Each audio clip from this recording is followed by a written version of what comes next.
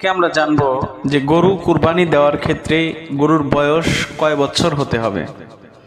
সুপ্রিয় দর্শক, এ বিষয়ে কিন্তু কুরবানির সময় আসলেই অনেকেই প্রশ্ন করে থাকে যে আমার একটি গরু আছে, কুরবানি নিয়ত করেছি, অথচ এখন এই কুরবানির গরুটার দাঁত উঠে নাই, এটা কি দিয়ে কুরবানি দেওয়া যাবে? এরকম বিভিন্ন ধরনের প্রশ্ন কিন্তু অনেকেই করে থাকে।